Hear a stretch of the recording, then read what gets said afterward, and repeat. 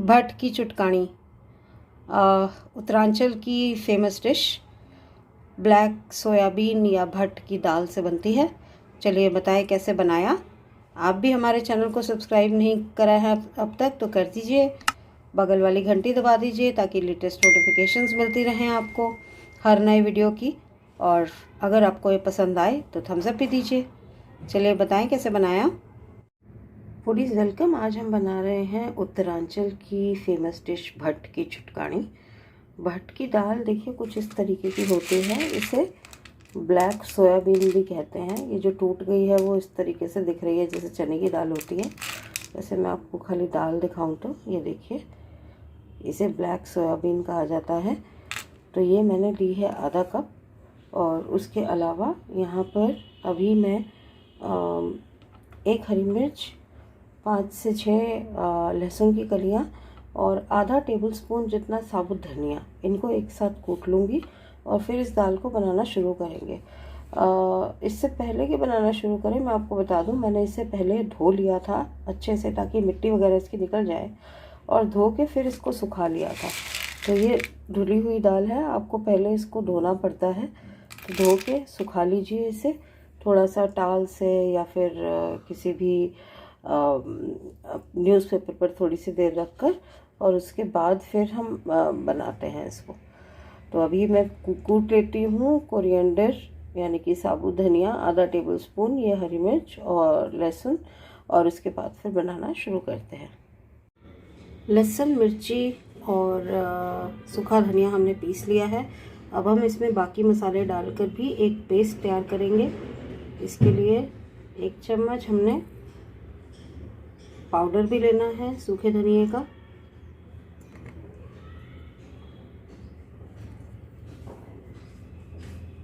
1/3 चम्मच के करीब हल्दी, 1/4 चम्मच लाल मिर्च। लाल मिर्च कम इसलिए डाल रहे हैं क्योंकि हमने हरी मिर्च भी डाली है, लेकिन कश्मीरी लाल मिर्च डालेंगे। 1 मसाले वाला चम्मच।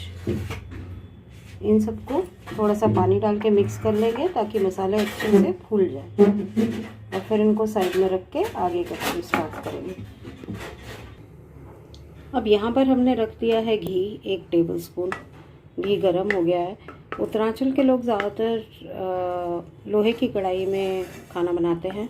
लोहे की कढ़ाई तो हमारे पास नहीं है, लेकिन this is as good as that one. ये इसके अंदर मैंने अब ये दाल डाल दूँगी। सेक मैंने बिल्कुल कम रखा है, सेक को कम ही रखना है, उसको तेज़ नहीं करना। और कम सेक पर इसको हमें तड़काना है दाल को, यानी कि जैसे जीरे वगैरह में से तड़कने की आवाज़ आती है वैसी आवाज़ इसमें से आनी चाहिए, और ये फट जाएंगी दालें या सोयाबीन जो भी कहना चाहें। ये फटने सा लगता है तब जाकर ये पकेगा। तो इसको अब वेट करते हैं इसके बनने की। जैसा कि मैंने कहा, मैंने लो फ्लेम पे ही रखा हुआ है। लो मीडियम फ्लेम पे आप रख के बनाइए, क्योंकि अगर आप सेक तेज़ कर देंगे तो ये जल जाएगा। तो चलिए इसके तड़कने की वेट करते हैं। देखिए ये दाल हमारी फटनी स्टार्ट हो गई है। देखिए बीच बीच में से ये वाली दाल है, ये है, देखिए बीच बीच में सारी दालें फटनी शुरू हो गई हैं। तो अब इसका मतलब कि ये भुन गई है। अब हम इसके अंदर डालेंगे 2 टेबलस्पून जितना आटा। अब तो देखिए बीच बीच में फटक की आवाज़ भी करने लगी है।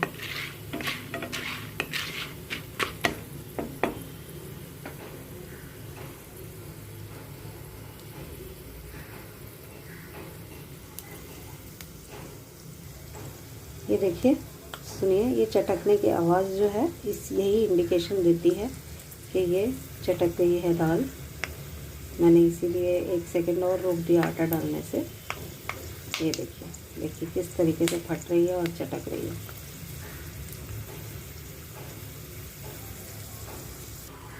देखिए जब आप आटा डालें तो ये ध्यान रखिएगा कि आपने तब तक इसको भूनना है पहले दाल को, जब तक ये चटकने की आवाज़ बंद नहीं हो जाती। हमारी ये चटकने की आवाज़ पूरी तरह से बंद हो गई है। तो अब हम डाल रहे हैं इसमें लगभग 2 टेबलस्पून जितना आटा। इसको मिक्स करेंगे और आटे को भी भूनेंगे ऐसे ही कम सेक पर इसके साथ। हल्का सा, जब तक आटा ब्राउनिश नहीं हो जाता, यानी कि तकरीबन उसमें आपको 2 से 3 मिनट लग सकते हैं भूनने में। तो अब इसको भी भून लेते हैं और फिर रिमूव कर देंगे कढ़ाई से।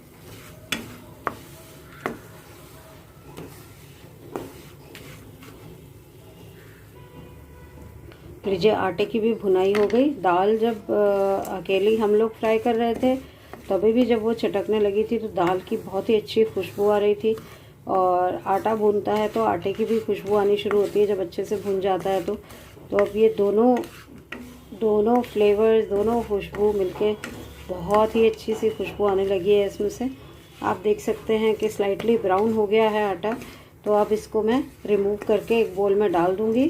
फिर इस कढ़ाई में दाल का तड़का बनाएंगे।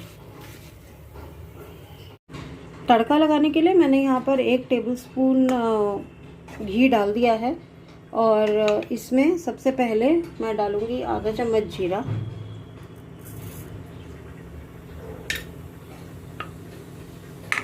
जीरे को तड़कने देंगे।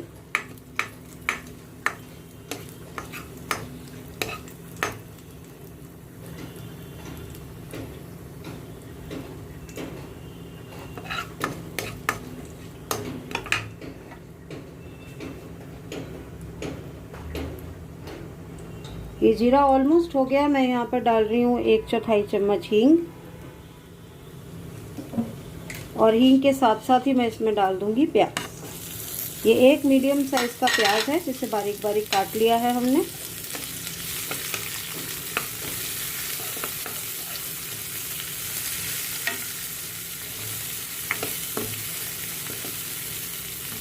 प्याज को लाइट ब्राउन होने तक भूनेंगे।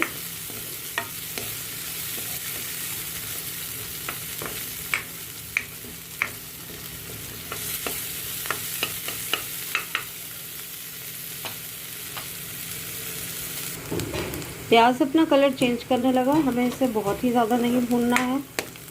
और इसमें एक बात और बता दूं आपको कि टमाटर नहीं पड़ता इस दाल में, लेकिन अगर आप डालना चाहें तो डाल सकते हैं। हम नहीं डाल रहे क्योंकि हम इसको एज ऑथेंटिक एज पॉसिबल बनाने की कोशिश कर रहे हैं। अब हम इसमें डाल देंगे ये मसाला जो कि हमने पेस्ट बना के रखा था।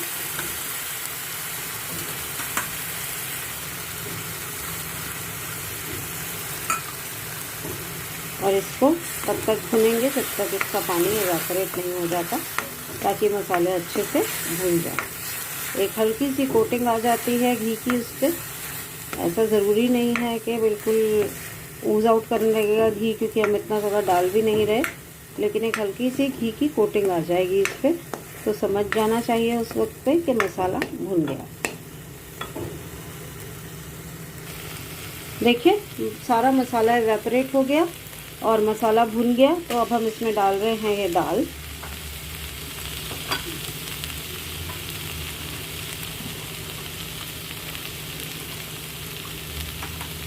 दाल को अच्छे से मिक्स करने के बाद इस मसाले में फिर हम इसमें डालेंगे बॉइल्ड पानी। तकरीबन आधा लीटर जितना पानी डल जाएगा इसमें। और पानी डालते वक्त इसको लगातार चलाना है, नहीं तो गुठलियाँ पड़ने का डर है। धीरे धीरे पानी डालते जाएंगे और चलाते जाएंगे इसको।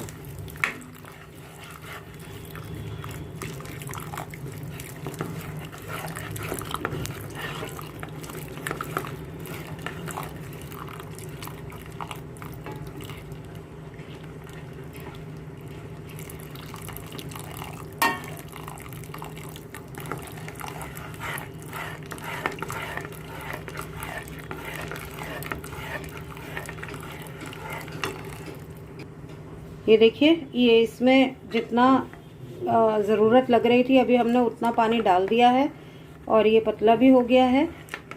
ये दाल वैसे थोड़ी सी पतली बनती है, पर आप चाहें ज़्यादा गाढ़ी तो आप आटा और इस्तेमाल कर सकते हैं, थोड़ा एक्स्ट्रा।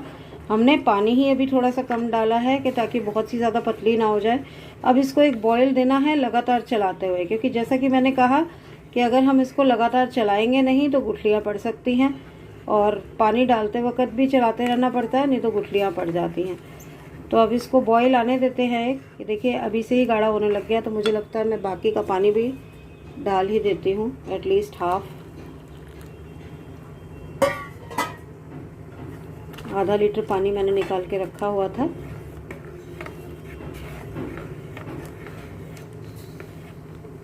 क्योंकि इसको कम से कम 15-20 मिनट लग जाएंगे कम सेक पर पकने में और दाल को अच्छे से गलने में, तो उस हिसाब से भी हमें पानी चाहिए, तो इसलिए थोड़ा ठीक से ही पानी डाल देंगे। ये पूरा इसमें आधा लीटर पानी चला गया।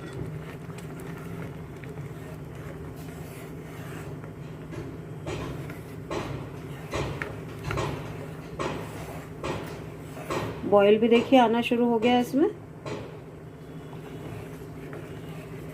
अभी मेरा सेक तेज़ है, पानी डालते वक्त मैंने तेज़ कर दिया था, पानी डाल के सॉरी, ताकि बॉईल आ जाए इसमें अच्छे से जल्दी से।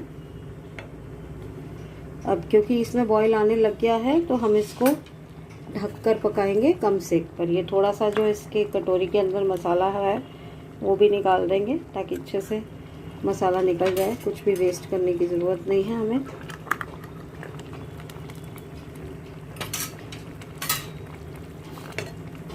बहुत अच्छे से बॉईल आ गया, ये हो गया सेक कम और इसको रहे हैं हम ढक। बीच बीच में चलाते रहना ज़रूरी है, पर 15 से 20 मिनट टोटल लगेंगे इसको पकने में। तो अब 15-20 मिनट के बाद मिलते हैं। 20 मिनट हो गए हैं इसे पकते हुए, अभी 5-7 मिनट और लगेंगे, हल्की सी कसर रह गई है। तो मैं ढक्कन उतार कर इसमें डाल रही हूँ धनिया, मिक्स करके दोबारा ढककर इसे 5-7 मिनट और पकने देंगे, तो ये दाल पूरी बन जाएगी अच्छे से। अभी बिल्कुल हल्का सा इसमें जैसे किनकी जिसे कहते हैं कच्चापन वो है, तो 5 मिनट लग जाएंगे इसको पकने में। नमक हमने पहले ही डाल दिया था ढक्कन जब हटा के नेक्स्ट टाइम मिलाया था तो। और अब बस इसके बनने की वेट है, 5 मिनट और रुकते हैं। भट की चुटकानी रेडी है। हमने इसे डिश आउट भी कर दिया है एक डिश में, और बड़े देसी तरीके से इसको हमने प्लेट आउट भी कर दिया है चावल के साथ, और साथ में सैलेड। तो आप भी इसे बनाएं, खाएं और हमें बताएं कि आपको ये कैसी लगी। मिलते हैं एक नए वीडियो में एक किसी और दिन। तब तक मस्त रहिए, स्वस्थ रहिए। Thank you so much for watching. Bye bye.